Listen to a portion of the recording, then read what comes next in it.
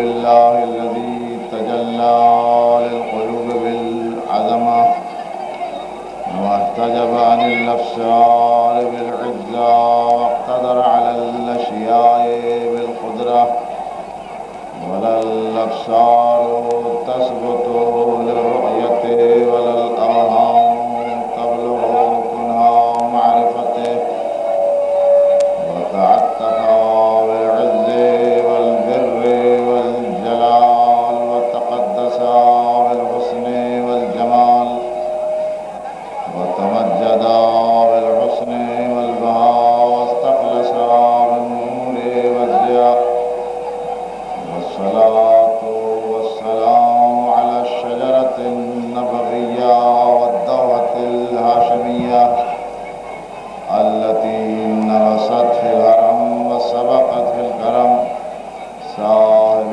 البقاء والسكينة المولود مكة والمدفون بالمدينة البشير النذير السراج المنير الطهر الطاهر al Durr الفاخر العلم الظاهر الرسول المؤيد المصطفى الأمجد المحمود الأحمد أبي القاسم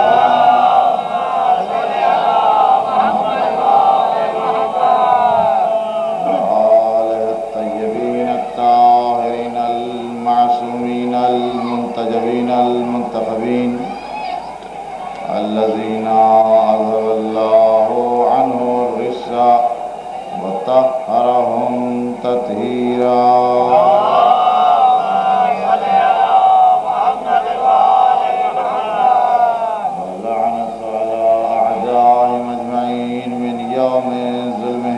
يوم الدين.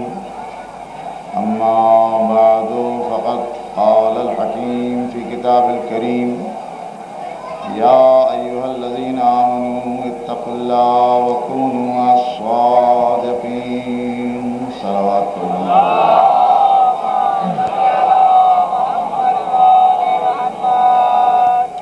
پھر بھی بلند آواز صلوات اللہ.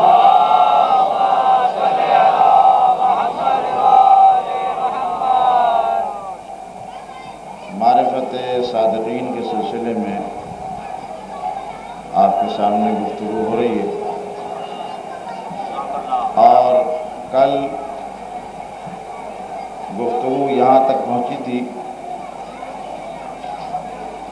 کہ سچ اور سچے کی کس نے تصدیق کی. اللہ بھی سچا، جو اس نے دین بھیجا وہ بھی سچا، جو اس نے کتاب بھیجی وہ بھی سچی، جو کتاب لے کر آیا وہ بھی سچا، جس پر کتاب لایا وہ بھی سچا، جس نے تصدیق کی وہ بھی سچا. تو اب میں نے 2 عورتیں اور 2 مرد آپ حضرات کے سامنے بیان کیے کہ ایک باپ اور ایک بیٹا. باپ بھی تصدیق کرنے والا اور بیٹا بھی تصدیق کرنے والا، اور یہ بیٹا بھی وہ بیٹا ہے کہ جس کا باپ بھی تصدیق کرنے والا، جس کی ماں بھی تصدیق کرنے والا.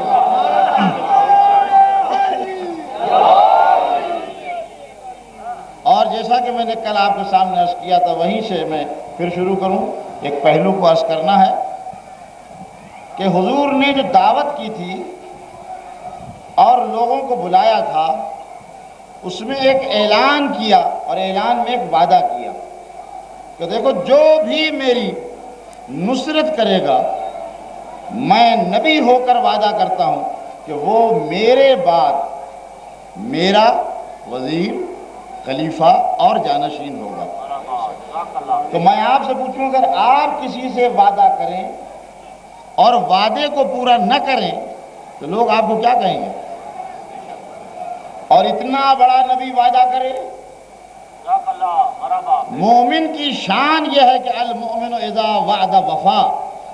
مومن وہ ہے جو وعدے کو پورا کرے، اور وعدے کو پورا کرنے والا بھی سچا کہا جاتا ہے. وہ بھی سچا ہے جو وعدے کو پورا کرے. اب حضور نے وعدہ کیا ہے ایک وعدہ حضور نے کیا، ایک وعدہ علی نے کیا۔ علی نے یہ وعدہ کیا کہ میں آپ کی نصرت کروں گا، حضور نے یہ وعدہ کیا کہ میں تمہیں اپنا وزیر بناؤں گا۔ علی نے جو وعدہ کیا ہے کسی پابندی کے ساتھ نہیں ہے کہ فلاں وقت کروں گا، فلاں وقت نہیں کروں گا، رزم میں کروں گا، بزم میں نہیں کروں گا، نہیں، ہر وقت میں آپ کی نصرت کے لیے تیار ہوں، جب بھی کوئی موقع آئے گا میں آپ کی نصرت کروں گا۔ اب حضور نے وعدہ کیا، علی نے بھی وعدہ کیا، وعدے کو پورا کرنے والا سچا ہوتا ہے۔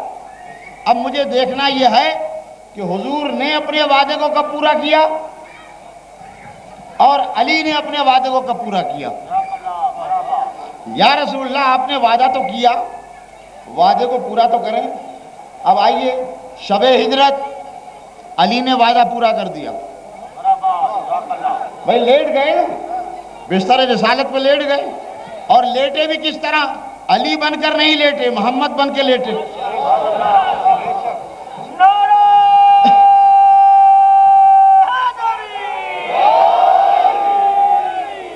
علی بن کے نہیں لیٹے، محمد بن کے لیٹے۔ تو تھوڑی سی دیر کے لیے مان لیجئے، تھوڑی سی دیر کے لیے، کہ آج بستر پر علی نہیں ہے، محمد ہے۔ کیوں؟ اس لیے کہ ایک روایت میرے سامنے آئی، اور وہ روایت جناب عائشہ سے۔ جناب عائشہ فرماتی ہیں کہ اللہ کے رسول میں اتنا نور تھا، اتنا نور تھا کہ جب رات کی تاریکی میں حضور تشریف لاتے تھے تو میں ان کے نور سے سوئی کو تلاش کر لیتی تھی۔ حدیث سمجھ میں آ گئی؟ اتنا نور تھا کہ میں ان کے نور سے سوئی، کتنی باریک چیز ہے، سوئی کو تلاش کر لیتی تھی۔ تو میں ایک جملہ یہاں عرض کرتا چلوں، بی بی عائشہ فرماتی ہیں کہ اللہ کا رسول نوری ہے، آج کا مسلمان کہتا ہے کہ نوری نہیں۔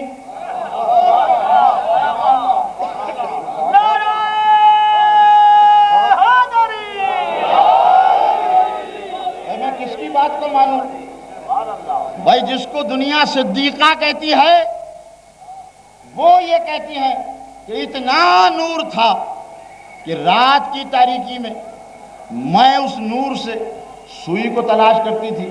اب سچ بتائیے کہ جب علی کو لٹائیں گے تو اس بستر پہ بھی وہی آنا چاہیے جس میں رسول جیسا نور ہو۔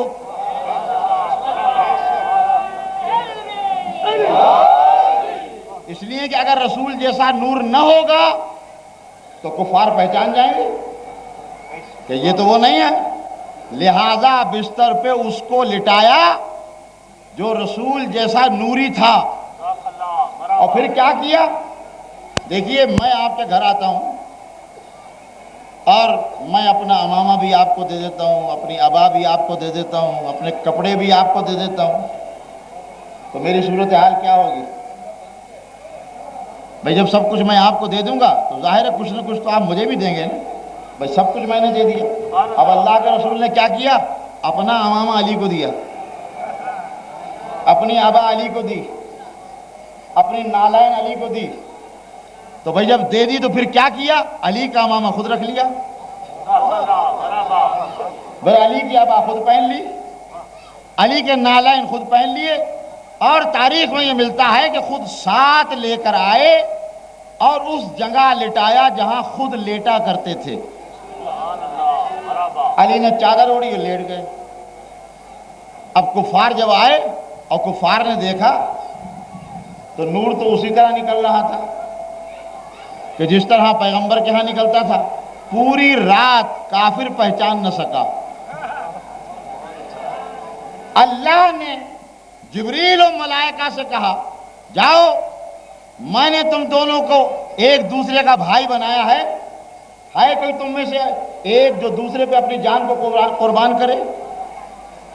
دونوں نے کہا کہ ہم تو حیات چاہتے ہیں۔ آواز قدرت آئی، ذرا زمین پہ دیکھو، دیکھو زمین پہ۔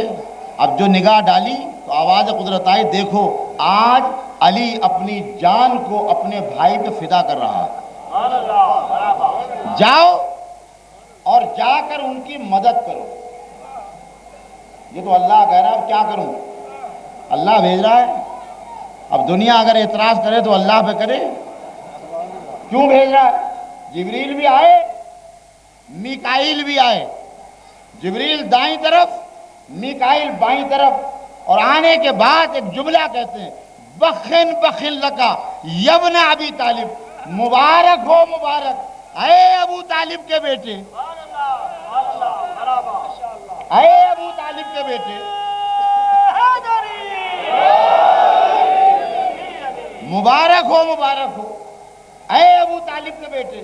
تو میں گزارش کروں گا کہ جبریل معصوم فرشتہ ہے، اور معصوم کی زبان پر کوئی ایسا لفظ نہیں آ سکتا جو آداب شریعت کے خلاف ہو. معصوم فرشتہ علی کو اس کے باپ کے نام سے یاد کرتا ہے. میں پوچھوں آج باپ کا نام کیوں لے رہے ہو؟ تو فرشتہ بھی جواب دے گا یہ اتنا محترم ہے کہ ہم فرشتوں کو حکم ہے کہ اس کا نام لو. آج باپ کا نام لے کر مبارکباد دی جا رہی ہے. میں ایک سوال کرتا چلوں آپ سے، حضور کہاں ہیں؟ غار میں. دیکھیے ایک یہاں ہے، دونوں چیزیں قرآن میں ہیں. قرآن نے دونوں چیزوں کو اپنی جگہ دی، ایک کے سونے کو بھی اور دوسرے کے رونے کو بھی. سونا بھی یادگار اور وہ رونا بھی یادگار. بھائی جہاں رسول تھے وہاں گریہ ازاری تھی. اب خطرہ کہاں تھا؟ بھائی جہاں خطرہ ہوتا ہے وہیں تو بھیجا جاتا ہے. اے جبریل وہاں جاتے جہاں ضرورت تھی، مگر تم تو یہاں آ گئے جہاں کوئی خطرہ ہی نہیں. اگر خطرہ ہوتا تو سوتا کیوں؟ یہاں تو خطرہ ہی نہیں. تو جبریل جواب دیں گے تمہیں نہیں معلوم. حضور نے فرمایا ہے انا مدینۃ العلم وعلی بابھا، میں شہر علم ہوں اور علی اس کا دروازہ ہے. میں دروازے پہ آیا ہوں کہ اگر یہ دروازہ بچ گیا تو شہر خود بچ جائے گا.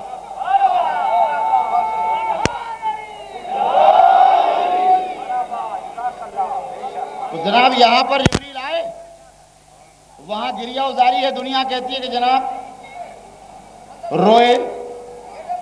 میں کہتا ہوں کہ جناب اس رونے کو آپ برے معنی میں کیوں لے جاتے ہیں؟ روئے تھے، غار میں روئے تھے. کیوں روئے؟ آپ کو نہیں معلوم؟ میں بتاتا ہوں. عشق رسول میں رو رہے ہیں، محبت رسول میں رو رہے ہیں. کیوں رو رہے ہیں؟ اس لیے رو رہے ہیں تصور شہادت میں کہ کہیں اللہ کے رسول شہید نہ ہو جائے. بھائی آپ اس کو غلط مفہوم میں کیوں لے جاتے؟ اس تصور میں وہ رو رہے ہیں کہ کہیں اللہ کا رسول شہید نہ ہو جائے.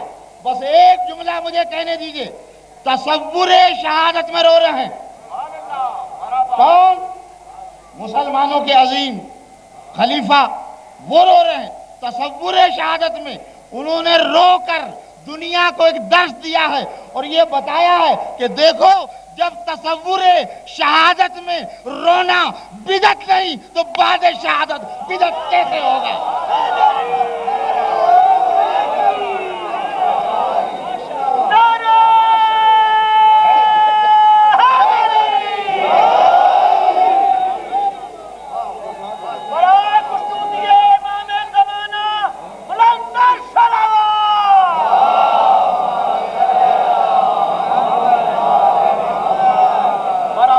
جناب ایک منزل دنیا بتائے کہ نصرت کی یا نہیں کی. تو حضور اپنے وعدے کو پورا کریں. اس کے بعد بدر ہوئی. بدر کا فاتح کون؟ علی. حضور اپنے وعدے کو پورا کریں. خندق ہوئی، کون فاتح؟ علی. حضور اپنے وعدے کو پورا کرے. خیبر ہوئی، کون فاتح؟ علی. حضور اپنے وعدے کو پورا کریں. اور ایک بات یاد رکھیں، خیبر کی فتح کے بعد، اس بیوی سے روایت ہے، خیبر کی فتح کے بعد انہوں نے اعلان کیا کہ جتنی کھجوریں پیٹ بھر کے ہم نے خیبر کے بعد کھائی ہیں، اس سے پہلے کھائی نہیں. معلوم ہے یہ علی وہ انسان ہے کہ جس کے ذریعے جو لوگوں کے پیٹ بھرتے ہیں. بھائی حنین ہوئی، کون فاتح؟ علی. ہر جنگ کا فاتح علی. وعدہ کر چکے نصرت کا. تو اب آپ حضور کو اپنے وعدے کو پورا کرنا چاہیے. حضور منتظر ہیں، وعدہ پورا کروں گا، وعدہ پورا کروں گا. وقت کے منتظر، تمام جنگیں ہو چکی، حضور اپنے وعدے کو پورا کریں. حضور انتظار کر رہے ہیں. آخری حج 1,24,000 کا مجمع، آخری حج. حضور چلے، جبریل اترے، آیت نے قدم روکے. اے میرے رسول، جو وعدہ کر چکے ہو آج اس کے اعلان کا دن ہے. یا ایھا الرسول بلغ ما انزل الیک من ربک وان لم تفعل فما بلغت رسالتہ واللہ یعصمک من الناس. سورہ مائدہ. اے میرے رسول، جو تم نے وعدہ کیا تھا آج اس کو پورا کرو. اس 1,24,000 کے مجمع میں اعلان کرو. اور ایک بات کا خیال رکھنا، اگر تم نے یہ کام نہیں کیا تو یہ سب کچھ جو کیا ہے سب بیکار. وَإِن لَمْ تَفْعَلْ، قرآن ہے، وَمَا بَلَّغْتَ رِسَالَتَهُ، تو پھر رسالت کا کوئی کام ہی نہیں کیا. حضور نے کیا کیا؟ اعلان کیا. جانے والوں کو روکا، جو پیچھے رہ گئے تو آگے آئے. گرمی سخت، اور وہ بھی عرب کی گرمی. 1,24,000 کا مجمع ہے. حضور نے فرمایا کہ بھائی ممبر کا انتظام ہونا چاہیے. کہ یا رسول اللہ ممبر کی کیا ضرورت ہے؟ کہ صاحب ممبر کا اعلان کرنا. بھائی ممبر کہاں سے لائے؟ بھائی ممبر تو بہت مشکل ہے. کہ کوئی مشکل بات نہیں. بھائی اونٹ لے لو اور اونٹ پر جو پالان ہے اس کو رکھو اور ممبر کی شکل بنا دو. یہ ممبر بھی ایجاد ہوا ہے غدیر سے. ممبر بنایا گیا. اب میرا دل کہتا ہے کہ اونٹ کس کا لیا ہوگا؟ بھائی کسی کا تو اونٹ لیا ہوگا. تو میں کہتا ہوں اونٹ بھی اس کا لیا ہوگا جس کا خطرہ ہوگا یہ بھاگ نہ جائے.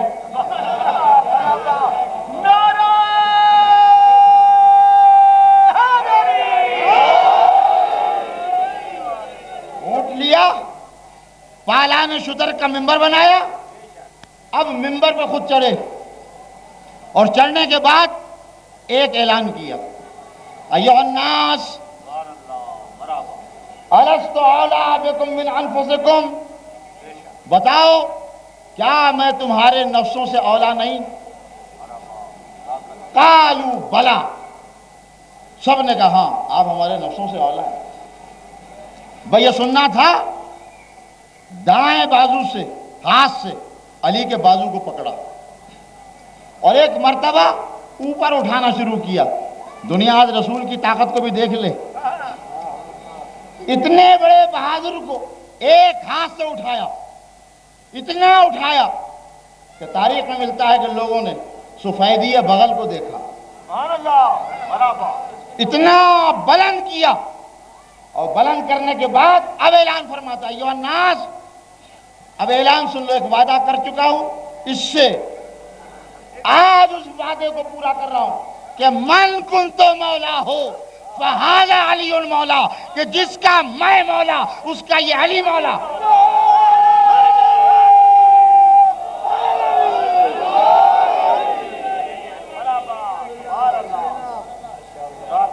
جس کا بھی میں مولا اس کا یہ علی مولا. علی کو ہاتھوں پہ لیے ہوئے اعلان کر رہے ہیں، دنیا دیکھ رہی۔ اب گرمی اتنی تھی، کسی کے پیر جل رہے تھے، کسی کے دل جل رہے تھے۔ تو بھئی یہ کیا ہو گیا؟ قرآن ناطق کو ہاتھ میں لیے ہوئے، اور ایک مرتبہ کہا کہ سن لو، جس کا میں مولا، اس کا یہ مولا۔ اب اگر میں ملائکہ کا مولا ہوں تو یہ ملائکہ کا مولا ہے، میں انبیاء کا ہوں تو یہ انبیاء کا ہے، میں جنات کا ہوں تو یہ جنات کا ہے، تمام مخلوقات کا جس کا میں مولا، اس کا یہ مولا۔ اب لوگوں نے مبارکباد دی، ایک صاحب آئے اور آنے کے بعد کہیں بخن بخن لگا یبن ابی طالب، اے ابو طالب کے بیٹے مبارک ہو مبارک ہو مبارک ہو، مبارکباد دی جا رہی۔ آخر مولا جو بنایا، ایک صاحب آ کے کہنے لگے کہ یا رسول اللہ، میں نے مبارکباد دی، کسی نے کان میں آ کے مجھے عجیب بات کہی۔ کہ کیا کہا؟ کہ یہ کہا کہ مبارکباد تو دے رہے ہو، اس وعدے کو پورا بھی رکھنا،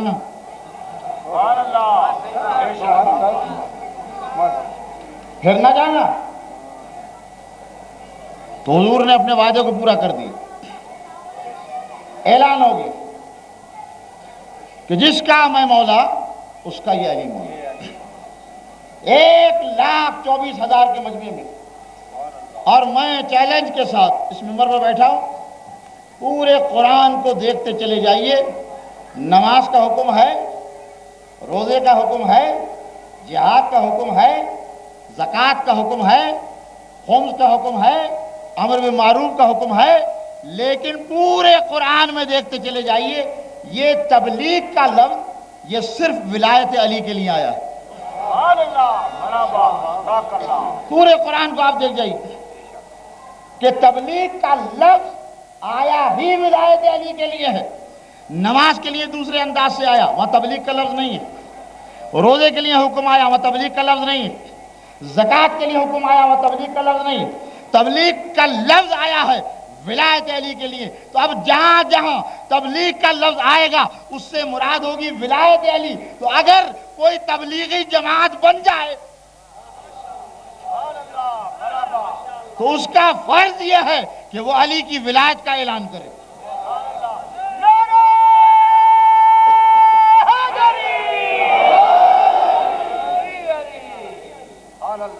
اس نے کہ علی کی ولایت اعلان کرنا چاہیے۔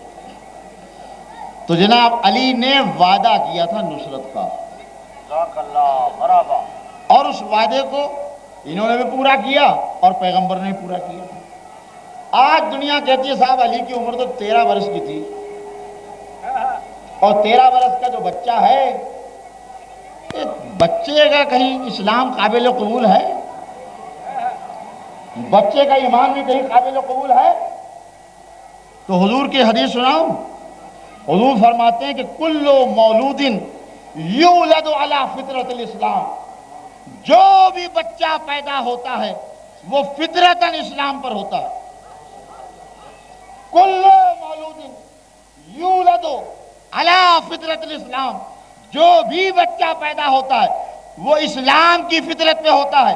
فَأَبَوَاهُ يُحَوِّدَانِهِ وَيُنَصِّرَانِهِ، ماں باپ اس کو یہودی بنا دیتے ہیں، ماں باپ اس کو نصرانی بنا دیتے ہیں۔ تربیت کا اثر ہوتا ہے نا، اس تربیت کے اثر سے وہ بچہ یہودی بن جاتا ہے، وہ بچہ نصرانی بن جاتا ہے، لیکن فطرتاً بچہ جو ہے وہ اسلام پہ پیدا ہوتا ہے۔ اور ایک اسلامی فقہ کا مسئلہ بیان کر دوں کہ اگر کوئی کافر ذمیہ عورت ہو اور اس کے بطن میں مسلمان کا حمل ہو، وہ مر جائے اور بچہ بھی مر جائے، تو تمام علماء کا فتویٰ ہے کہ قبر میں اس کو پشت بقبلہ لٹائیں۔ دیکھیے جب قبر میں لٹایا جائے تو کیا حکم ہے کہ پورا رخ قبلے کی طرف ہونا چاہیے، لیکن اگر کافر ذمیہ عورت مر جائے اور پیٹ میں کسی مسلمان کا بچہ ہے تو حکم یہ ہے اس کو پشت بقبلہ لٹاؤ۔ کیوں؟ یہ بچہ جو ماں کے پیٹ میں ہوتا ہے اس کا چہرہ پشت کی طرف ہوتا ہے، اور قدرت یہ چاہتی ہے کہ اس کو پشت کی طرف لٹاؤ تاکہ بچے کا منہ قبلے کی طرف رہے، کیونکہ بچہ مسلمان ہے۔ تو اب میں پوچھنا چاہتا ہوں کہ جب بچہ فطرت اسلامی میں پیدا ہوتا ہے تو یہ 13 سال کا بچہ ہے، ابھی تک باپ کی تربیت میں ہے۔ جب اعلان کیا تھا تو ابو طالب کو روکنا چاہیے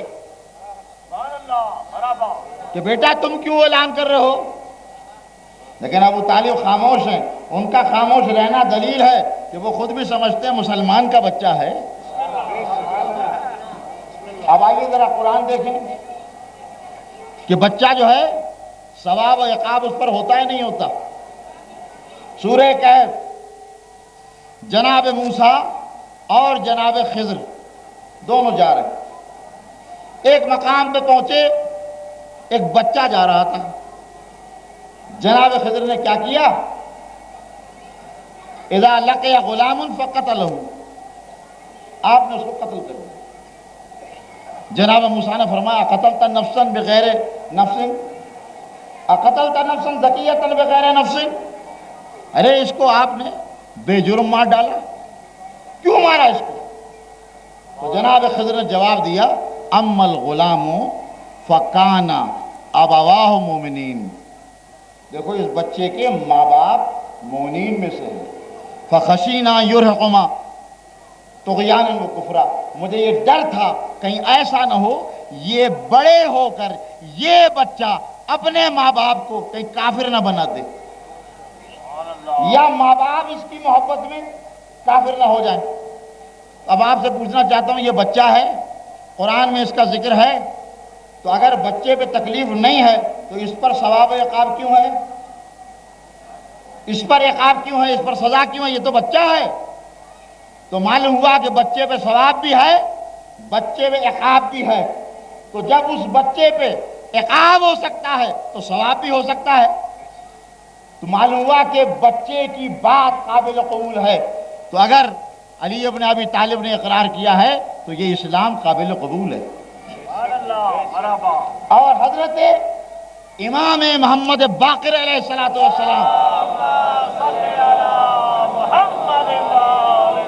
فرماتے ہیں کہ جس بچے کو قتل کیا گیا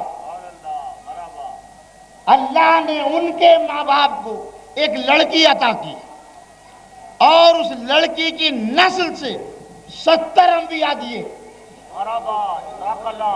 بس مجھے ایک سوال کرنا ہے، یہاں پر گفتگو آگے لے کے چلنا ہے۔ حضرت خضر عالم ہیں، حضرت موسیٰ بھی عالم ہیں، لیکن کیا وجہ ہے کہ حضرت موسیٰ سوال کیوں کرتے ہیں؟ کیا ان کو علم نہیں تھا کہ یہ بچہ بڑے ہو کر کیا کرے گا؟ کیوں پوچھ رہے ہیں؟ کیوں معلوم کر رہے ہیں؟ کیا معاذ اللہ نبی جاہل ہوتا ہے؟ وہ بھی عالم تھے، اور ہمارے عقیدے کے مطابق نبی تو علم لے کر آتا ہے۔ معلوم ہوا کہ نہیں، جاہل نہیں تھے، جانتے تھے۔ علم دو قسم کے، ایک علم ظاہری اور ایک علم باطنی، ایک شریعت ظاہری ایک شریعت باطنی۔ جناب خضر نبی تھے مگر ان کو شریعت باطنی دی گئی تھی، اور جناب موسیٰ کے بعد شریعت ظاہری تھی۔ جانتے سب تھے لیکن ظاہر کے لیے حکم تھا، باطن کے لیے نہیں۔ اور حضرت خضر کو باطن کا حکم تھا، اور ہمارا پیغمبر وہ ہے جس کے پاس ظاہری علم بھی ہے اور باطنی علم بھی ہے۔ اب دوسری بات عرض کروں کہ جناب خضر یہ جانتے ہیں کہ مومن کون ہے، کافر کون ہے، یہ جانتے ہیں کہ یہ بڑے ہو کر کیا کرے گا۔ تو میں پوچھوں، یہ جو بیان کر رہے ہیں کہ مومن کون ہے، کافر کون ہے، اور قرآن میں اس کا تذکرہ آگے بتاتے ہیں یہ بچہ بڑے ہو کر اپنے ماں باپ کو کہیں کافر نہ بنا لے، تو یہ غیب کی خبریں نہیں ہیں، یہ غیب کی باتیں نہیں ہیں۔ قرآن جناب خضر کی غیب دانی کو اپنی کتاب میں نقل کرتا ہے اور مسلمان اس کو مانتا ہے، لیکن اگر رسول کی غیب دانی بیان کی جائے تو دنیا میں ہلچل مچ جاتی ہے۔ مفضول غیب کی خبر بتائے اور افضل اگر غیب کی خبر بتائے تو دنیا میں ہلچل مچتی، یہ کیسے ہو سکتا ہے؟ یہ غیب کی خبر اور میں نے آپ سے عرض کیا تھا کہ متقی کی علامت ہی یہ ہے کہ جو غیب پہ ایمان لائے. نبی بھی جانتا ہے اور نبی کی نسل سے نبی کے جو وارث ہیں ہر ایک جانتا ہے. 12 کے 12 آئندہ کی خبر دینے والے بھائی، ایسی خبر دینے والے کہ اگر کوئی آتا ہے تو جب سامنے پہنچا اس نے سلام کیا تو جواب سلام میں اس کا نام بتایا، اس کے باپ کا نام بتایا، اس کی غرض بتائی کہ تم آئے کیوں ہو. اب آپ ملاحظہ فرمائیے کہ بلک کا رہنے والا ایک شخص ہر سال حج کے لیے آتا تھا. ایک سال جو وہ چلا تو اس کی زوجہ نے اس سے کہا، توجہ ہے کہ اس کی زوجہ نے اس سے کہا کہ تم ہر سال یہاں سے جاتے ہو، تحفے طوائف لے کر جاتے ہو، کس کے لیے؟ کیسا تمہارا دوست ہے جو تمہیں کچھ نہیں دیتا؟ کہ خبردار اس کے لیے کچھ نہ کہنا، وہ میرا دوست نہیں، میرا امام ہے. کیونکہ یہ مرد بلخی جو تھا جب بھی آتا تھا حج سے فارغ ہونے کے بعد مدینے آتا تھا اور مدینے میں امام زین العابدین کے گھر جاتا تھا اور گھر جا کر امام کو سلام کرتا تھا. یعنی اس زمانے میں بھی یہ دستور تھا کہ حج کی تکمیل کو امام کے در پہ آ کر سلام کرنے کو کہتے تھے کہ حج کاملی اس وقت ہوگا جب تک امام کو سلام نہ کیا جائے. ایک سال جب یہ زوجہ نے کہا تو اس نے تحفے طوائف نہ جانے کیا کیا جو ہر سال لے کے جاتا تھا لے کر امام کے گھر پہنچا. دق الباب کیا، غلام آیا، پوچھا کون نے؟ کہا کہ میں مرد بلخی ہوں، اجازت لو امام سے. امام نے اجازت دی. امام دسترخوان پہ بیٹھے ہوئے. یہ پہنچا، امام نے فرمایا کھانا کھاؤ. اس نے کھانا کھایا. جب کھانے سے فارغ ہوا، یہ واقعہ میں آپ کو اس لیے سنا رہا ہوں کہ اس میں غیب دانی بھی ہے اور کچھ ایک چیز عرض کرنی ہے جس کے لیے زحمت دے رہا ہوں. کہ ایک مرتبہ غلام سے کہا کہ آفتابہ لے آؤ اور ایک برتن لے آؤ. آفتابہ بھی آیا، برتن بھی آیا. امام نے آفتابے کو اپنے ہاتھ میں لیا اور اس شخص سے کہا کہ آگے بڑھو، میں تمہارے ہاتھ دھلاؤں گا. توجہ ہے آپ کی؟ امام فرمارے میں تمہارے ہاتھ دھلاؤں گا. وہ کہتا مولا یہ کیسے ہو سکتا ہے کہ امام غلام کے ہاتھ دھلائے؟ کہا تمہیں نہیں معلوم؟ تم میرے مہمان ہو، میں تمہارا میزبان ہوں اور میزبان کا فرض ہے کہ وہ مہمان کے ہاتھ دھلائے. اب سیرت امام سمجھ میں آئی؟ آداب رسالت سمجھ میں آئے؟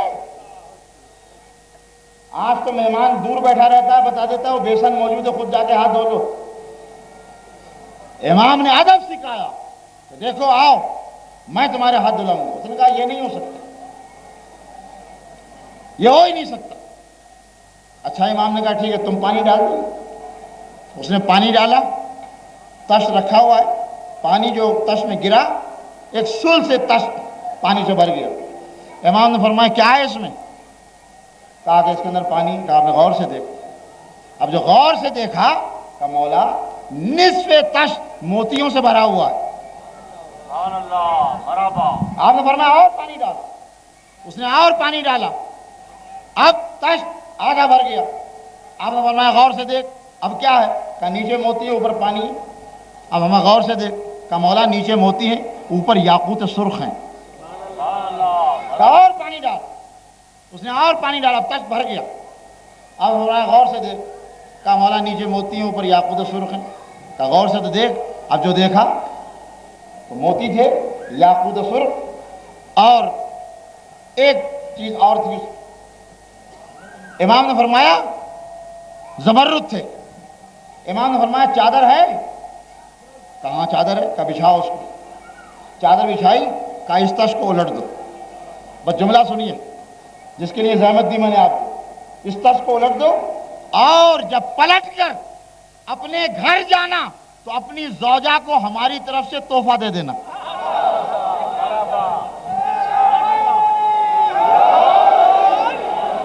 اتنا کہہ دینا کہ زمانے کے حالات نے ہمیں مجبور کر رکھا ہے، ورنہ ہم اس سے زیادہ دیتے۔ دیکھیے کہاں بلخ میں رہنے والی اور کہاں مدینے میں امام، برابر، جزاک اللہ۔ اور وہ ساری باتیں سن لی اور سب کچھ بتا دیا۔ یہ پلٹ کے گیا، کہا کہ میں نہیں کہتا تھا کہ یہ میرا امام ہے، یہ عام انسان نہیں ہے کہ یہ لو دو دیا، یہ سننا تھا۔ کہا کہ اب اس سال تم جاؤ گے تو میں بھی تمہارے ساتھ چلوں گا، میں بھی اس کی زیارت کروں گا۔ چنانچہ جب حج کا موقع آیا تو یہ بھی روانہ ہوا، حج کیا، حج سے فارغ ہونے کے بعد مدینے کی طرف روانہ ہوا۔ راستے میں اس عورت کا انتقال ہو گیا۔ اب یہ بڑا گھبرایا کہ اتنی محبت کے ساتھ، عقیدت کے ساتھ آئی تھی امام کی زیارت کے لیے، اب بہتر یہ ہے مدینہ نزدیک ہے، امام کے پاس جاؤں کہ اس کی نماز جنازہ بھی پڑھ دیں۔ آیا، دق الباب کیا، غلام آیا، کہا کہ کون؟ کہا کہ مرد بلخی آیا ہے، امام سے ملنا چاہتا ہے۔ امام نے فرمایا بلاؤ۔ وہ پہنچا، امام نے فرمایا کیا بات ہے؟ کہا کہ وہ میری زوجہ آپ کی زیارت کے لیے آ رہی تھی، راستے میں اس کا انتقال ہو گیا، آپ نے یہ سنا؟ کہا ٹھہر جا۔ مصلی کو بچھایا، 2 رکعت نماز پڑھی اور نماز پڑھ کے کہا کہ پلٹ کے جا کے دیکھ۔ اب جو یہ پلٹ کے آیا تو کیا دیکھا کہ زوجہ بیٹھی ہوئی قرآن پڑھ رہی، قرآن پڑھ رہی۔ کہا کہ تو مر چکی تھی، زندہ کیسے ہو گئی؟ کہا کہ میری روح کو ملائکہ عرش کی طرف لے جا رہے تھے کہ درمیان میں ایک نوجوان آیا، اس نوجوان نے آ کر ان فرشتوں سے یہ کہا اعد روحا هذه المرأة الى جسدها، دیکھو میں اللہ سے اجازت لے چکا ہوں اس عورت کی روح کو اس کے بدن میں واپس پلٹاؤ۔ بس میری روح آ گئی، میں زندہ ہو گئی۔ تو اس نے پوچھا کہ اس کو پہچانتی بھی ہے کہ وہ جوان کون ہے؟ کہاں پہچانتی، مگر دیکھوں گی تو پہچان جاؤں گی۔ ساتھ لے کر آیا۔ اب جو گھر پہنچا اور امام پہ نظر پڑی تو بے ساختہ کہتی ہے خدا کی قسم یہی وہ جوان تھا جس نے میری روح کو واپس کیا۔ تو آپ نے ملاحظہ فرمایا کہ یہ 12 کے 12 کسی ایک کو بھی لے لیں، علم میں لے لیں، عمل میں لے لیں، کردار میں لے لیں، اخلاق میں لے لیں، ہر چیز میں مساوی نظر آئے۔ تو دنیا کہتی ہے صاحب ان کو غیب نہیں آتا، ان کو سب کچھ آتا ہے، سب کچھ بتا سکتے ہیں، سمجھا سکتے ہیں۔ تو اب قرآن بھی سچا، رسول بھی سچے، کتاب بھی سچی، لانے والا بھی سچا، تصدیق کرنے والا بھی سچا۔ اب جس نے رسول کی تصدیق کی وہ سچا ہے نہیں، ہے نا؟ اب آئیے قرآن سورہ آل عمران، تمام انبیاء کی نبوت و صداقت کی تصدیق موقوف تھی پیغمبر پہ کہ جب تک اللہ کا رسول تصدیق نہ کر دے اس کی نبوت ثابت نہیں۔ آئیے وَإِذْ أَخَذَ اللَّهُ مِيثَاقَ النَّبِيِّينَ لَمَا آتَيْتُكُم مِّن كِتَابٍ وَحِكْمَةٍ ثُمَّ جَاءَكُمْ رَسُولٌ مِّنْ عِندِكُمْ، کہ دیکھو وَإِذْ أَخَذَ اللَّهُ مِيثَاقَ النَّبِيِّينَ، تمام نبیوں سے میثاق لیا گیا۔ لَمَا آتَيْتُكُم مِّن كِتَابٍ وَحِكْمَةٍ، جب ان کو کتاب دی گئی ان کو حکمت دی گئی۔ کیا؟ کہ دیکھو ایک رسول آنے والا ہے، ایک رسول آنے والا ہے، وعدہ کرو سب مل کے لَتُؤْمِنُنَّ بِهِ وَلَتَنْصُرُنَّهُ، کہ تم اس پر ایمان لاؤ گے، تم اس کی نصرت کرو گے، یہ وعدہ کرو۔ یہ تمام انبیاء سے کب پوچھا گیا؟ مقام الست میں، جب دنیا کا وجود نہ تھا، اس وقت ان سے کہا گیا کہ دیکھو ایک نبی آنے والا ہے، تم سب اس پر ایمان لاؤ اور اس کی نصرت کا وعدہ کرو۔ قال اقررتم، کیا تم نے اقرار کر لیا؟ قالوا اقررنا، سب نے کہا کہ ہم نے اقرار کر لیا۔ اللہ کہتا ہے قال اخذتم علی ذلک اسری، دیکھو اس عہد پر باقی رہنا، فاشهدوا وانا معکم من الشاہدین، ایک دوسرے کے گواہ بھی ہو جاؤ اور میں بھی تمہارا گواہ ہوں۔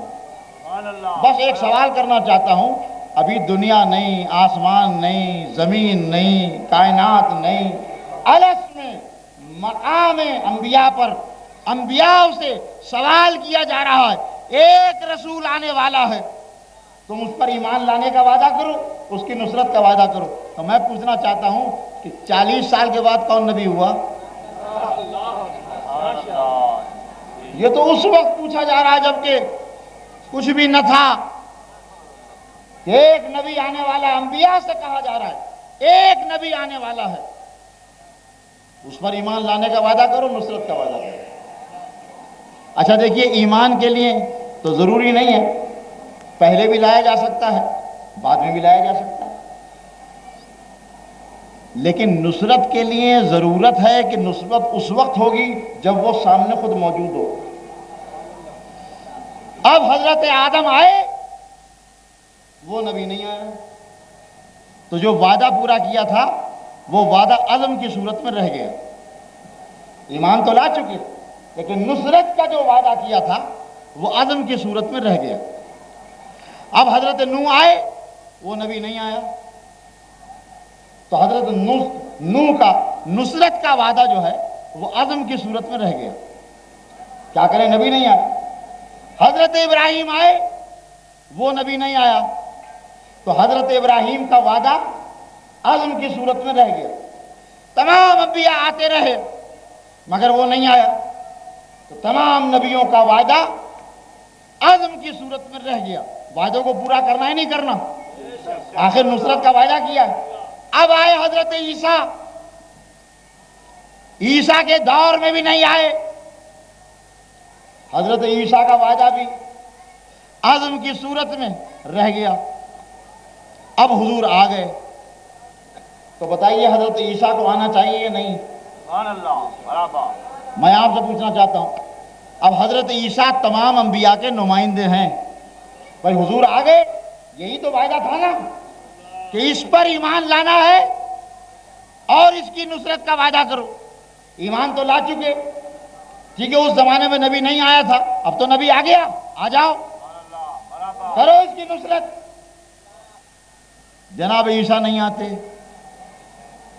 جناب عیسیٰ کی حیات بھی ثابت، جناب عیسیٰ کی زندگی بھی ثابت، وعدہ بھی ثابت، وعدے کا لزوم بھی ثابت، اور جس کے لیے وعدہ کیا گیا تھا وہ بھی موجود۔ اب تو آ جاؤ، نہیں آتے، تو آخر یہ معمہ کیا ہے؟ یہ قرآن ہے، دنیا غور کرے گی کیوں نہیں آئے۔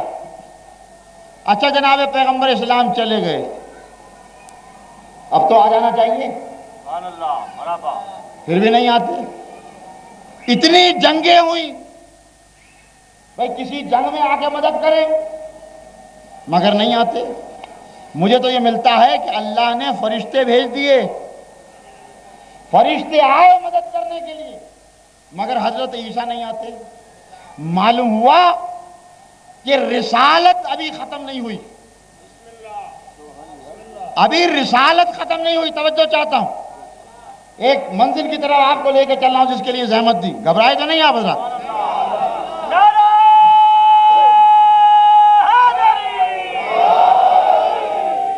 ابھی رسالت ختم نہیں ہوئی، اور یاد رکھیں دنیا میں کسی بھی نقطۂ عرض پر کوئی بھی مہم راہ حق کے لیے ہو تو وہ مہم رسول کی مہم کہلائے گی۔ اس میں نصرت کرنا رسول کی نصرت کرنا کہلائے گا۔ سن 61 ہجری میں کربلا کا واقعہ ہوا، جس نے نصرت کی اس کو آپ کیا کہتے ہیں؟ انصار رسول کہتے نہیں کہتے؟ سبحان اللہ۔ بھائی رسول تو بظاہر موجود نہیں تھے، مگر آپ ان کو انصار رسول کہتے ہیں، آپ ان کو انصار اللہ کہتے ہیں۔ کیوں؟ کہ جس کی نصرت کر رہے ہیں وہ نمائندہ رسول ہے۔ سبحان اللہ، برابر، بے شک۔ اور نمائندے کی مدد کرنا رسول کی مدد کرنا ہے. مگر عیسیٰ یہاں بھی نہیں آئے. واقع کربلا ہو گیا، عیسیٰ نہیں آئے. آخر عیسیٰ کا تو آنا چاہیے، زندہ ہیں. میں کہتا ہوں چرخ چہارم پہ ایسا دل لگا، اب نیچے آنے کو دل چاہتا ہی نہیں. سبحان اللہ مرحبا. تو جناب عیسیٰ نہیں آئے. تو غور کریں، سوچیں. معلوم ہوتا ہے کہ زمانے کے اختتام سے پہلے رسول کی کوئی ایسی مہم ہونے والی ہے جس کی مدد کرنے کے لیے حضرت عیسیٰ آئیں گے. سبحان اللہ مرحبا. سبحان اللہ. بڑی توجہ چاہ رہا ہوں. زمانے کے اختتام سے پہلے کوئی ایسی مہم ہونے والی ہے جو مہم میں رسول ہے، جس کی مدد کرنے کے لیے حضرت عیسیٰ آئیں گے. اللہ نے کہا تھا، کیا کہا تھا؟ کہ دیکھو اس کی نصرت کرنا. کس کی؟ اس شخص کی نصرت کرنا جو محمد ہو. سبحان اللہ مرحبا. اس کی نصرت کرنا جو محمد ہو. محمد کی مدد کرنا محمد کے کسی جز کی قید نہ تھی. سبحان اللہ. سبحان اللہ. بھائی محمد کی مدد کرنا ہے، محمد کے کسی جز کی قید نہ تھی. اس لیے پیغمبر نے فرمایا ہمارا اول بھی محمد ہے، ہمارا آخر بھی محمد ہے، ہم کل کے کل محمد ہیں. تو حضرت عیسیٰ نے محمد اول کو عبوری دور سمجھا اور محمد آخر کو وہ دور سمجھا کہ جب میں آؤں گا ان کی مدد کروں گا، سب کی مدد ہو جائے گی.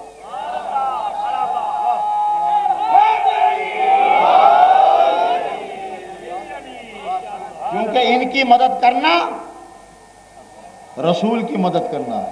بے شک. ان کی نصرت کرنا رسول کی نصرت کرنا ہے. ان سے محبت کرنا رسول سے محبت کرنا ہے. ان کی نصرت رسول کی نصرت.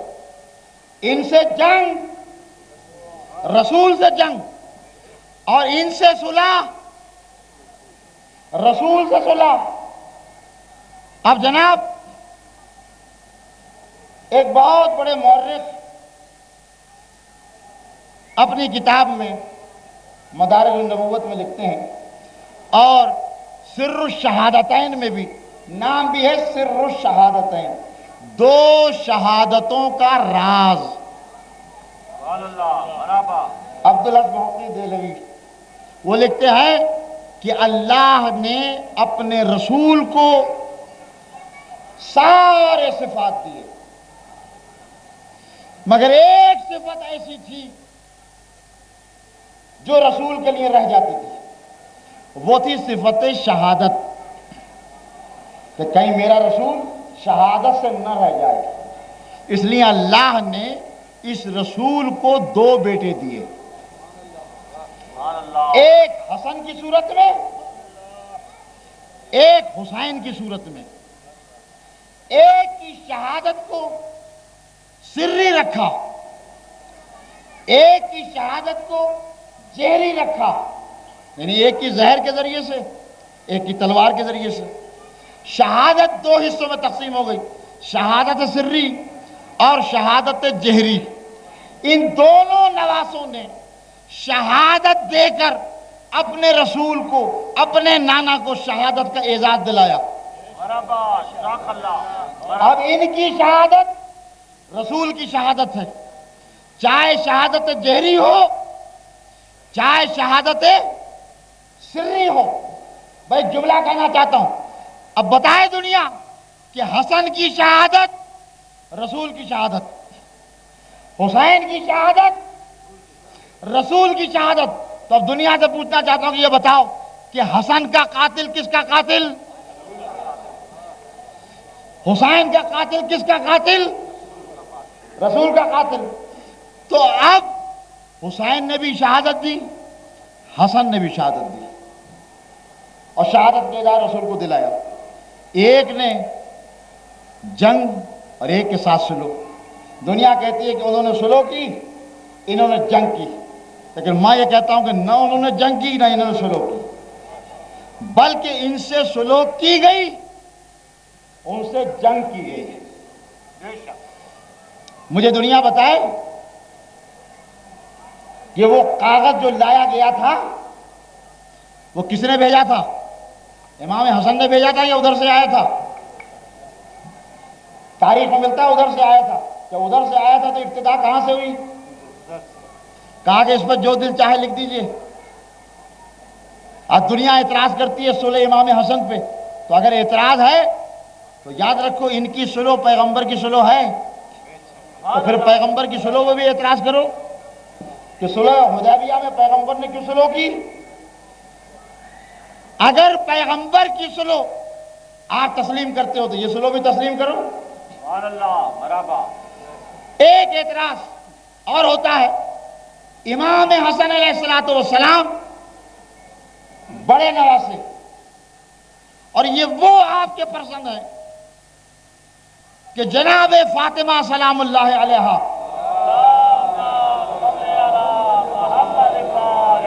ارشاد فرماتی ہے کہ ایک دن علی ابن ابی طالب آئے، اور آنے کے بعد جب گھر میں پہنچے تو جناب فاطمہ نے کہا کہ آج میرے بابا نے یہ کہا یہ کہا یہ کہا۔ روز جاتے تھے، جناب فاطمہ نقل کرتی، کہا کہ اے فاطمہ تمہیں کون بتاتا ہے؟ کہا کہ میرا بیٹا بتاتا ہے، میرا بیٹا حسن آتا ہے، روز بتا دیتا ہے کہ آج نانا نے یہ کہا، آج نانا نے یہ کہا، آج نانا نے یہ کہا۔ اچھا، دوسرے دن علی ابن ابی طالب آئے اور پردے کے پیچھے چھپ گئے۔ امام حسن جو آئے، آج ماں نے پوچھا بیٹا ذرا یہ تو بتاؤ آج نانا نے کیا کہا؟ اب خاموش ہے، کچھ بولتے نہیں۔ کہا بیٹا کیا بات ہے، کیوں نہیں بولتے؟ امام حسن فرماتے ہیں کہ یا اماں ہو کل کلامی ولعل سیدی یرانی، مادر گرامی آج عجیب بات ہے، آج میری زبان میں کچھ رکاوٹ سی پیدا ہو رہی ہے، کلام کچھ کم ہو رہا ہے، ایسا معلوم ہوتا ہے کہ مجھ سے زیادہ جاننے والا پردے کے پیچھے چھپا ہوا ہے۔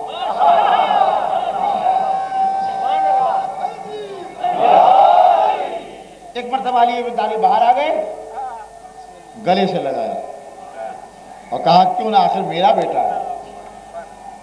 یہ امام حسن، تاریخ کے اندر آپ ان کے واقعات کو دیکھیں، دنیا اعتراض کرتی ہے، ایک اعتراض کہ جناب امام حسن نے 1000 شادیاں کی۔ سبحان اللہ، ذرا مورخین کو تو دیکھیے، لکھنے پہ آ گئے، کہا 1000 شادیاں کی ہیں۔ میں پوچھنا چاہتا ہوں کہ جناب کیوں کی؟ تو لکھتے ہیں کہ وجہ یہ ہے کہ ہر خاندان یہ چاہتا تھا کہ اپنا نسب رسول سے ملائے، سبحان اللہ اس لیے جناب اتنی شادیاں ہو گئیں۔ تو میں مورخین سے پوچھتا ہوں کہ پھر اگر یہی بات ہے تو پھر خاندان بتاؤ، ان کا نسب بتاؤ، کس کی بیٹی تھی، کس کی پوتی تھی، کس کی نواسی تھی، بتاؤ۔ اور ایک بات ذہن میں رکھنا کہ دیکھو اسلام نے 4 کی اجازت دی ہے، مگر 4 کے بعد 5ویں شادی اس وقت کر سکتا ہے جب ایک کو طلاق دے، اور طلاق 4 مہینے 10 دن کی ہوتی ہے، اور طلاق کے دوران یہ جو عورت ہے یہ زوجہ نہیں ہوتی، زوجہ کے حکم میں ہوتی ہے، اور جب تک یہ عدت ختم نہ ہو جائے دوسری شادی نہیں کر سکتا۔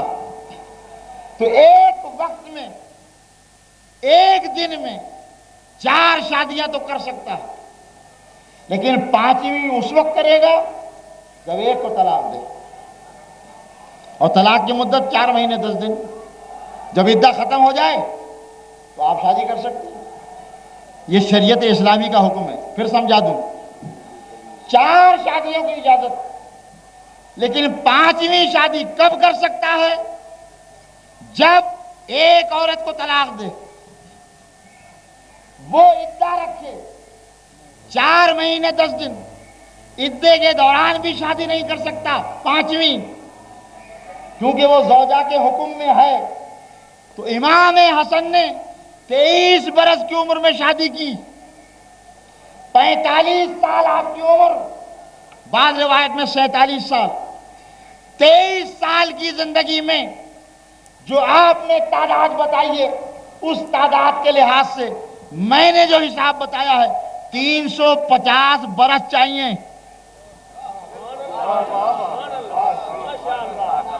350 برس چاہیے۔ مورخ نے یہ سوچ کر کہ جو ہمارا دل چاہے گا وہ ہم لکھ دیں گے، یہ نہ سوچا کہ آنے والے درایت کو بھی دیکھیں گے، روایت کو بھی دیکھیں گے۔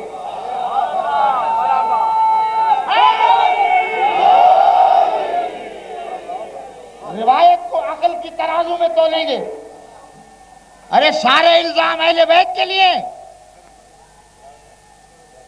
غور تو کرو، سوچو تو صحیح۔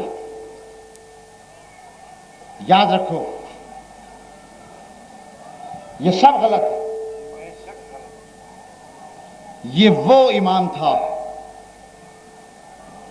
یہ وہ نواسہ تھا کہ جس نے سری شہادت دی،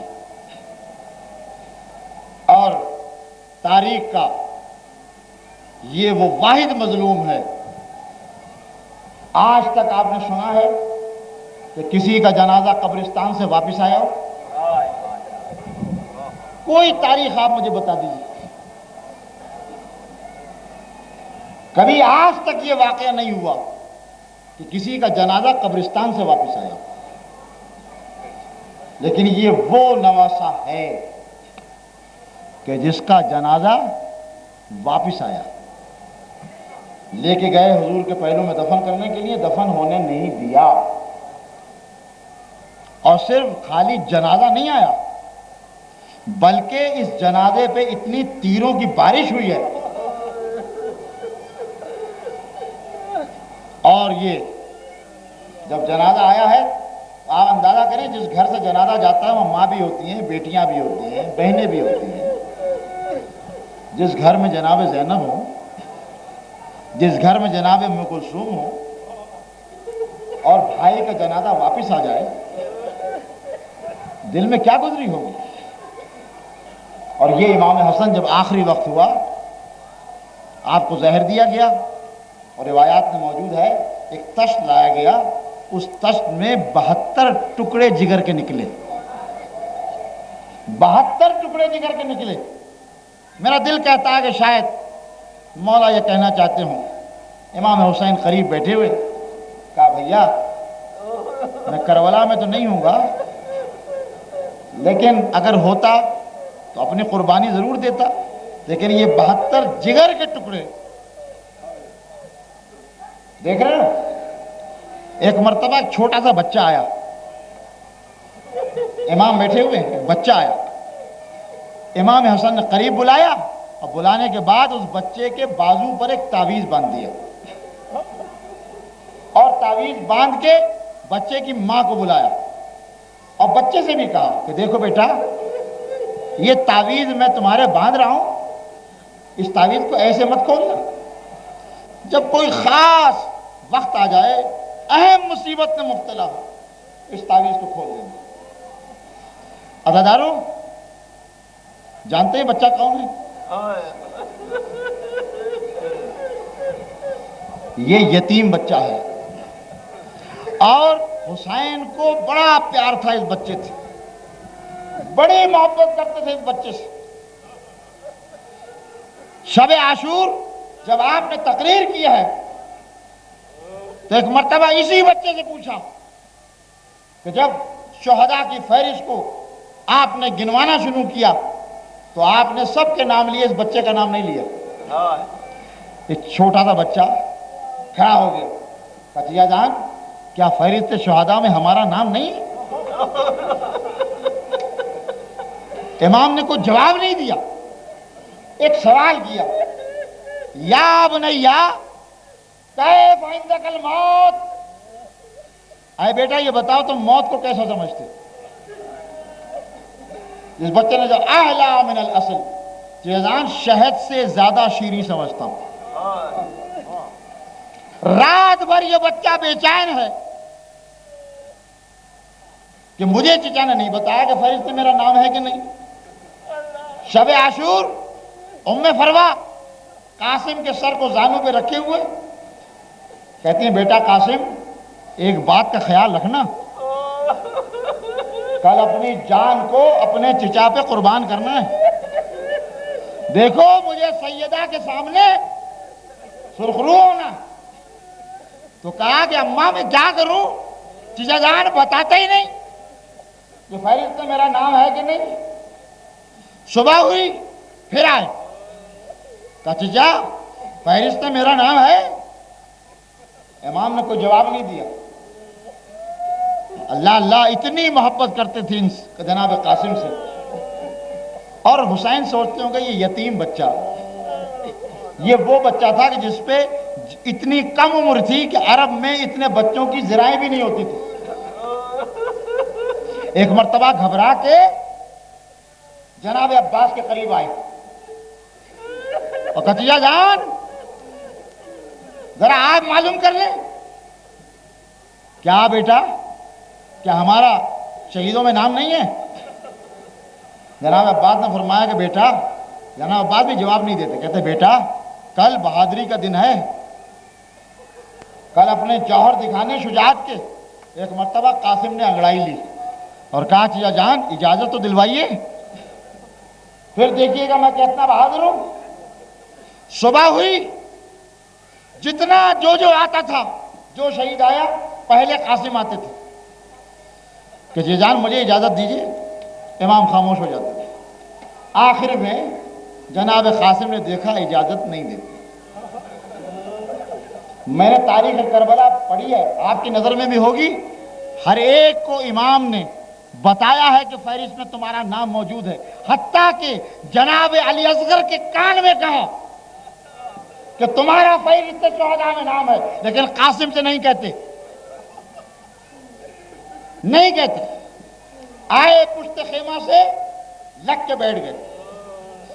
ایک مرتبہ خیال آیا کہ بابا نے آخری وقت کہا تھا جب کوئی مصیبت آ جائے تو اس تعویذ کو کھول لینا۔ بس ایک مرتبہ تعویذ کو کھولا، ماں کے قریب آئے، کہا اماں جان مجھے بابا کی وصیت یاد آ گئی، تعویذ میں نے کھول لیا کہ کیا لکھا ہے؟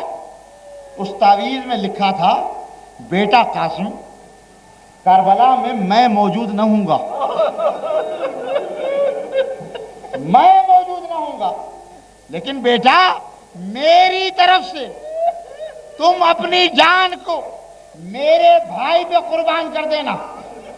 ماں نے جب یہ سنا تو کہا بیٹا اب میری طرف سے بھی ایک بات سن لو، اگر تم اس پر اپنی جان کو قربان نہیں کرو گے تو میں اپنا دودھ نہیں بخشوں گی۔ اب قاسم آئے، امام کھڑے ہوئے، قریب پہنچے، کہا مولا یہ خط لیجئے۔ امام نے خط کو لیا، پڑھنا شروع کیا۔ میں نے روایات میں دیکھا خط کو پڑھتے جاتے ہیں روتے جاتے ہیں، خط کو پڑھتے جاتے ہیں روتے جاتے ہیں، اور ایک مرتبہ قاسم کے گلے میں بانہیں ڈال دی۔ تاریخ کہتی اتنا روئے کہ دونوں بے ہوش ہو گئے۔ تب غش سے افاقہ ہوا، جناب قاسم کا بازو پکڑا، خیمے میں آئے، اور آنے کے بعد اپنے ہاتھ سے ایک چھوٹا سا کرتا قاسم کو پہنایا۔ کیونکہ میں نے ابھی عرض کیا کہ عرب کی تاریخ میں ابھی تک کوئی زرہ ایسی نہیں بنی تھی جو ان بچوں کے لیے ہو۔ یہ پہلا بچہ ہے، پہلا مجاہد ہے جو بغیر زرہ کے گیا۔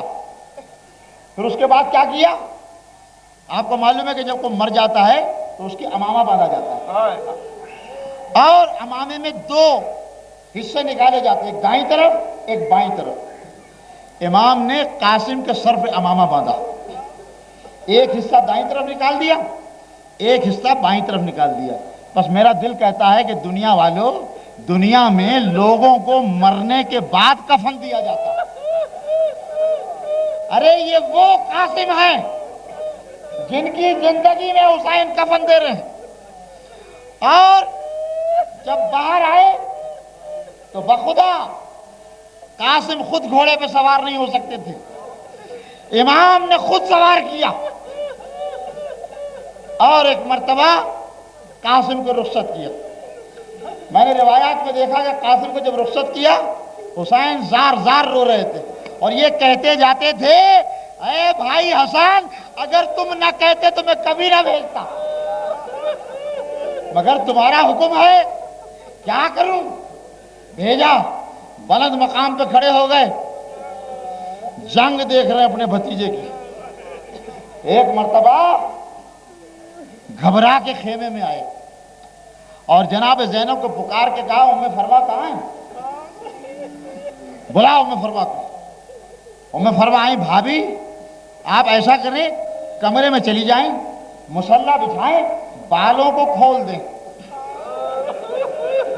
اور اللہ کی بارگاہ میں دعا کریں. قاسم کے مقابلے میں ایک بہت بڑا پہلوان آیا ہوا ہے اللہ اس کو کامیابی عطا کرے. دیکھیے حسین کربلا کے اندر یہ نہیں چاہتے تھے کہ ہم کمزور ثابت ہوں اپنی طاقت کو بھی دکھانا چاہتے تھے. ایک مرتبہ جناب قاسم نے تلوار چلائی ارزق شامی کو قتل کر دیا. ایک مرتبہ آواز آئی عمر سعد کی طرف سے. عمر سعد نے کہا اے لشکر والو جانتے ہو کس کا بیٹا ہے یہ حسن کا بیٹا ہے علی کا پوتا ہے اگر اس کو شہید کرنا ہے قتل کرنا ہے تو چاروں طرف سے حملہ کرو. عزیزانو چاروں طرف سے حملہ کیا گیا. ہر طرف سے کوئی پتھر مارتا تھا کوئی نیزے پھینکتا تھا کوئی تلوار چلاتا تھا. ایک مرتبہ جناب قاسم گھوڑے سے گرے جیسے ہی گھوڑے سے گرے ایک مرتبہ حسین کو آواز دی یا مولا ادرکنی مولا میری مدد کیجئے. تاریخ کربلا میں آپ ملاحظہ فرمائیے حسین ہر شہید کے پاس گئے ہیں لیکن جب قاسم کی آواز آئی ایک مرتبہ حسین کو جلال آیا تلوار کو میان سے نکالا آواز دی عباس تلوار کو میان سے نکالو تم اس طرف سے آؤ میں اس طرف سے آتا ہوں دیکھو قاسم کا قاتل بچ کے نہ جانے پائے. روایات میں ملتا ہے حسین اس طرح پہنچے جس طرح عقاب شکار کی طرف پہنچتا ہے. جو بھی شہید گرا ہے میں نے روایات میں دیکھا اس نے ایک دفعہ پکارا یا دو دفعہ پکارا لیکن جب قاسم گرے بار بار پکار رہے تھے چچا آئیے میری مدد کیجئے میری مدد کیجئے. جانتے ہیں وجہ کیا تھی؟ وجہ یہ تھی یہ قاسم جو بار بار پکار رہے تھے کہ جب چاروں طرف سے حملہ ہوا اور قاسم گھوڑے سے زمین پہ آئے تو ادھر کی فوج ادھر ہو گئی ادھر کی فوج ادھر ہو گئی وہ قتلوہ اربن اربا ارے قاسم کے ٹکڑے ٹکڑے کر دیے گئے. ہزاروں امام آئے چند جملے یہ مصائب کے دن دل کھول کے رو لیجیے. آئے ایک چادر کو بچھایا روایات میں ملتا ہے وہ قتلوہ اربن اربا ارے قاسم کے ٹکڑے ٹکڑے کر دیے گئے تھے. آپ ٹکڑوں کو جمع کر رہے تھے جمع کرنے کے بعد کپڑے میں رکھا کپڑے کو اٹھایا خیمے کی طرف چلے خیمے کے قریب پہنچنے کے بعد خیمے میں داخل ہوئے بھابھی سامنے نظر آئی. ایک مرتبہ جناب ام فروا نے پوچھا حسین میرے لال نے قربانی دے دی؟ امام نے زبان سے کچھ نہیں کہا ایک مرتبہ چادر کو کھولا ارے ماں نے ارے بیٹوں کو ٹکڑوں کو جو دیکھا تو ایک مرتبہ کہا واہ قاسمہ واہ قاسمہ